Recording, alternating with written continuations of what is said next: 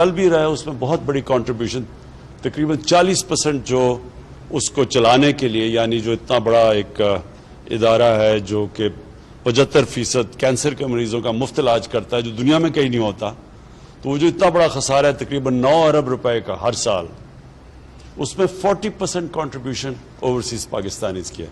تو میں overseas Pakistanis کی اہمیت سب سے بہتر جانتا ہوں، کیونکہ میرا انٹریکشن بڑا دیر سے اوورسیز پاکستانیوں سے، اس سے پہلے بھی کرکٹ سے تھا۔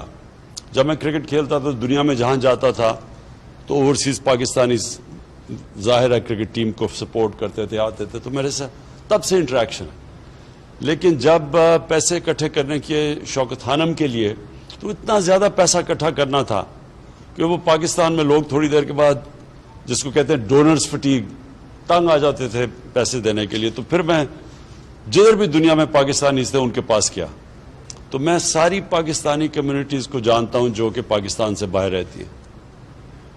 تو جو سعودی عربیہ کی پاکستانی کمیونٹی ہے، اس کو میں بہت دیر سے جانتا ہوں۔ مجھے بڑا افسوس ہے کہ جس نے مجھے ایک ذوالقرنین یہاں بیٹھے ہیں، ایک احسن رشید جنہوں نے مجھے بڑا انٹروڈیوس کروایا تھا، وہ آج ہمارے ساتھ نہیں ہیں۔ لیکن میں پھر سے امبیسڈر صاحب میں یہ چاہوں گا کہ آپ کی انٹریکشن ان سے رہے۔ مجھے رپورٹس ملی تھی بڑی بری کہ 1.5 سال سے یہاں جو پاکستانی کمیونٹی ہے ان کو صحیح طرح نہیں سروس کیا جا رہا، تو وہ انشاءاللہ وہ آپ اب آئے ہیں تو آپ جب ان سے انٹریکٹ کریں گے آپ کو پتہ بھی چل جائے گا۔ اچھا جی، میں اب اس پہ آتا ہوں۔ روشن ڈیجیٹل اکاؤنٹ میں یہ بڑی زبردست ایک ہم نے سوچا کہ ہم کیسے اوورسیز پاکستانیز کو ٹیپ کر سکتے ہیں، اور جب سے میری گورنمنٹ آئی ہے میری پوری کوشش تھی کہ جو پوٹینشیل ہے اوورسیز پاکستانیز کا وہ ہم صحیح طرح ٹیپ نہیں کر رہے۔ تو جب یہ رضا پریزیڈنٹ اس کے گورنر بنے اسٹیٹ بینک کے، تو تب سے میری ان سے تھی کہ ہم کیسے ہم ریمیٹنسز کو انکریز کیا جائے۔ تو یہ جو ایک انہوں نے اس کے اوپر زور دیا اور یہ جو پش کیا روشن ڈیجیٹل اکاؤنٹ کا، ماشاءاللہ اس کا جو رزلٹ آیا ہے یہ ہم کوئی بھی اس وقت ایکسپیکٹ نہیں کر رہے تھے، لیکن اس نے انکریج کیا کہ ہم اور بہت پروڈکٹس دے سکتے ہیں اوورسیز پاکستانیز کو، کیونکہ دنیا بڑی تیزی سے جو ٹیکنالوجی ہے وہ اتنی تیزی سے ایڈوانس کر رہی ہے کہ جو پہلے ہمارے پاس تھے ہتھیار تھے وہ پہلے نہیں تھے۔ آج ہمارے پاس وہ پروڈکٹس ہیں جو پہلے نہیں تھے۔ تو اس لیے میں یہ چاہوں گا کہ کانسٹنٹلی اور آپ کا بھی رضا انٹریکشن رہے اوورسیز پاکستانی سے، بلکہ آپ کے آئی ہوپ آپ کا ایک اسپیشل پورٹل بناؤ جو آپ کمیونیکیٹ کریں، کیونکہ آپ کو فیڈ بیک ملتی رہے گی کہ کیسے ہم 90 لاکھ اوورسیز پاکستانیز ہیں، ہم کیسے ان کو اپنے ملک کے لیے وہ جو اتنا بڑا جو پوٹینشیل ہے وہ کیسے اس کا پورا کر سکتے ہیں۔ یہ بہت بڑا اثاثہ ہے ہمارا، اور ابھی بھی میں سمجھتا ہوں کہ ہم اس کا فریکشن ٹیپ کر رہے ہیں۔ ابھی صرف وہ لوگوں کو اپنے ریمیٹنسز بھجواتے ہیں، ہم ان کو انویسٹمنٹ کے لیے ابھی تک پاکستان میں نہیں لا سکے، اور اس کی کئی وجوہات تھی۔ لیکن جیسے جیسے ابھی آپ نے ایکسپلین کیا کہ ہماری اکانومی سٹیبلائز ہوئی، شروع میں ہم آئے تو بڑے حالات ایسے تھے کہ ہم لوگوں کو یہ نہیں بتا سکتے تھے کہ ہمارے ریزروز کا کیا حالات ہیں، کیونکہ اگر وہ لوگوں کو پتہ چل جاتے ہمیں ڈر تھا ہمارے روپے کے اوپر رن ہو جانا تھا۔ تو بڑا مشکل وقت تھا اس میں۔ آج کیونکہ میں سعودی عربیہ میں ہوں، میں خاص طور پہ سعودی عربیہ کی گورنمنٹ شیخ محمد کا، ان کا خاص طور پہ شکریہ ادا کرنا چاہتا ہوں کہ بڑے مشکل وقت پہ انہوں نے ہمیں سپورٹ کیا۔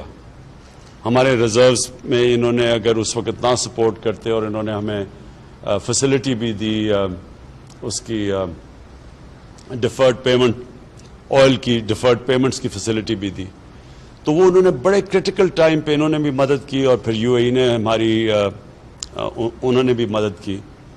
اور وہ کرٹیکل ٹائم پہ اگر ہمارے پاس پیسے یہ ریزروز میں نہ ہماری مدد کرتے تو ہم ڈیفالٹ کر گئے تھے، اور ڈیفالٹ کرتے تو پھر اس کے بڑے سیویئر کانسیکوینسز ہیں۔ ایک ملک ڈیفالٹ کر جائے بڑی دیر لگتی ہے اس کو ریکور کرنے میں۔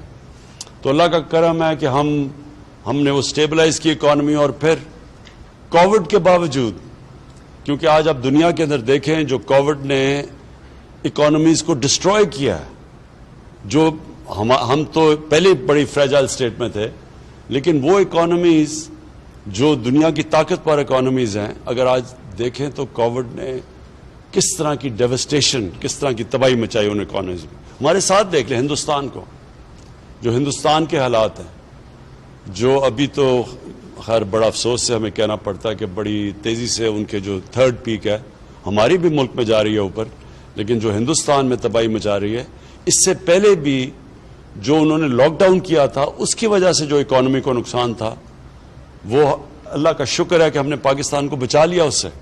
ہمارا وہ چند ملکوں میں سے ہے ہمارا ملک جو کووڈ کے اندر ہم نے بڑی مشکلوں سے نیویگیٹ کیا. ایک طرف بچانا تھا اپنے لوگوں کو کرونا سے، لیکن دوسری طرف اکانومی کو اور لائیولی کو بھی بچا گئے.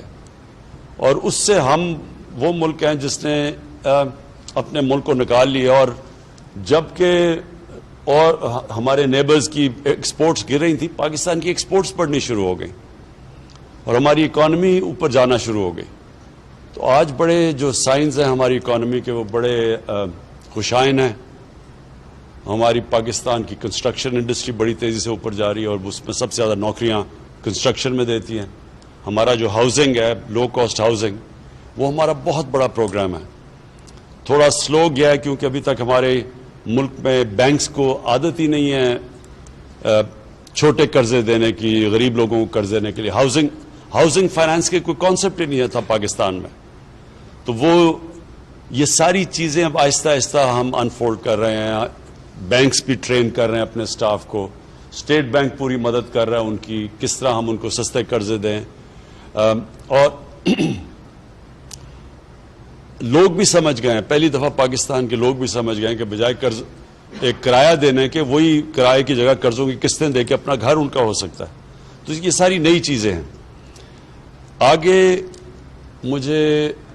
میں ویسے ہوئی آپٹیمسٹ، لیکن جو مجھے اب نظر آ رہا ہے، اتنے مشکل وقت سے جو ہم نکلے ہیں، مجھے آگے بڑا اچھا ٹائم نظر آ رہا ہے. اور اس کے اندر جو اب آگے جو پاکستان کی جو پراسپیرٹی ہے، جو خوشحالی ہے، اس میں اوورسیز پاکستانیز کا بہت بڑا رول دیکھ رہا ہوں. اور میں اس لیے کہا کہ چاہیے تو تھا کہ میں آپ سے اور تھوڑا ذرا لمبا انٹریکشن کرتا، جو آج میں نہیں کر سکتا. لیکن میں نے جنرل بلال آپ کو اور پھر آپ کو رضا اپنے ویب سائٹ کے ذریعے، انٹریکٹیو ویب سائٹ کے ذریعے، آپ پلیز، آپ کو زبردست فیڈ بیک آئے گی.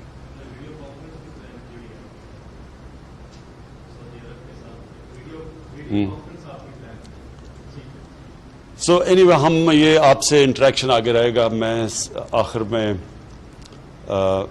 بڑا خوش ہوں کیونکہ ہمیں ایک تو ہماری بڑی سعودی عربیہ کی ٹرپ تھی اور بڑے ہمارے تعلقات اور مضبوط ہم نے کیے ہیں. ہمارے لیے بہت امپورٹنٹ ہے سعودی عربیہ پاکستان کے لیے، صرف اس لیے نہیں کہ ہماری ایک ایموشنل اٹیچمنٹ ہے سعودی عربیہ کے ساتھ، اس لیے بھی کہ انہوں نے ہمیشہ ہمارے ساتھ مشکل وقت پہ کھڑے ہوئے ہیں. اور جو اسپیشل جو ایموشنل اٹیچمنٹ ہے وہ اس کی میں اپنی ساری ڈیلیگیشن میرے ساتھ آئی ہوئی تھی. ان سب کو ہمیں جو روزہ رسول میں موقع ملا جانے کا اور پھر آج خانہ کعبہ میں، کعبہ کے اندر جانے کا، تو آج ہم تو سمجھ رہے ہیں کہ ہمارے لیے ہماری بیٹریز بھی ریچارج ہو گئی. اور انشاءاللہ جو سٹرگل ہے ایک نئے پاکستان کے لیے، رول آف لا کے لیے، ایک نئی سوچ کے لیے جو سٹرگل چل رہی ہے پاکستان میں، یہ میں آپ سب کو بتا دوں کہ بڑا ڈیسائسو مومنٹ ہے پاکستان میں.